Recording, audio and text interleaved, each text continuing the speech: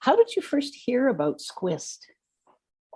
I encountered SCWIST through my mother. She had previously done some work with SCWIST and had quite a few connections within the organization. And she brought me in after connecting with Dr. Potan, I believe on Twitter. Actually, my relationship with Po, our vice president, goes back even longer. She was my stepdad's graduate student once upon a time. So I'd met her long before.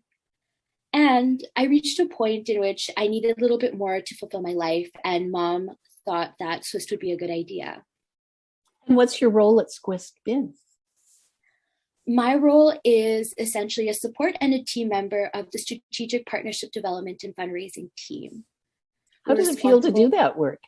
The best way I can put it is it's exciting. It's different to work that I've done previously. Some of my experiences include kind of sales and working in quality control at Stem Cell and my studies. And this was something that allowed me to use some of the savvy that I'd picked up in sales and marketing and towards a different thing. I'd worked for profit, but right now I can apply some of my skills helping an organization that believes in the same fundamental message that I believe in, that my mother believes in, which is creating a better environment for women and girls, especially, to really thrive in STEM, to really thrive in academia or industry, following their passions and being supported in doing so.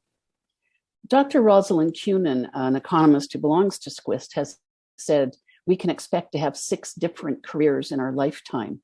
And I often see 18-year-olds who say, oh, I know exactly what I'm going to do. I'm going to do this one thing and I'll do it all my life.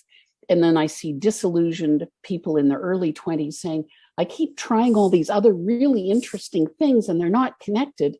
And I know a lot of research says bright kids become bright adults who then need to have done all those disconnected things to get onto their path. Has that been your story? It absolutely has been my story.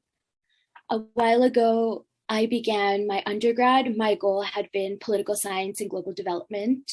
And due to many changes in my life, particularly a brush with rare disease and lots of experience speaking to different specialists and being in contact with different parts of the healthcare system, that somewhat changed my perspective. I'm now studying in health sciences.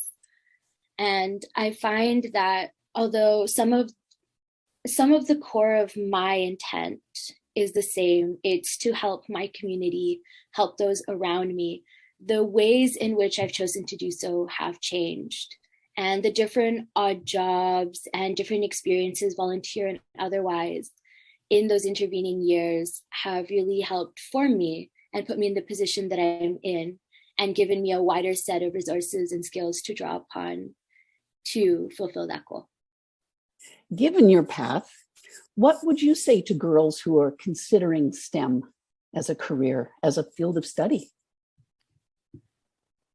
My advice would be, while you can still have a plan for yourself, be amenable to change, be open to it, try different things, acquire different skills. Because while a lot of us that I've seen, like in some of my colleagues, some of my friends from high school, came in with a very definite set plan. I want to take these courses in these years. I want to graduate by this date. I want to do an internship in a certain area. Life has always worked out differently and often for the better. Be interested in developing different skills, whether it's coding, whether it's more creative, like anything in kind of like that art and craftsmanship space. It all develops you and can all help you in unexpected ways later on. And what kind of message would you have for SCWIST? It's their 40th year. How do you feel about that? As part of the Strategic Partnership Development and Fundraising team, we're all in with the mentality of 40 years forward. We've been impressed and grateful and overjoyed to see what we've done so far, the different areas in which SCWIST works, whether it's upskilling, networking, the job board. But we have so much more coming forward. We love to see what we've done, but we're so excited about what there's left to do.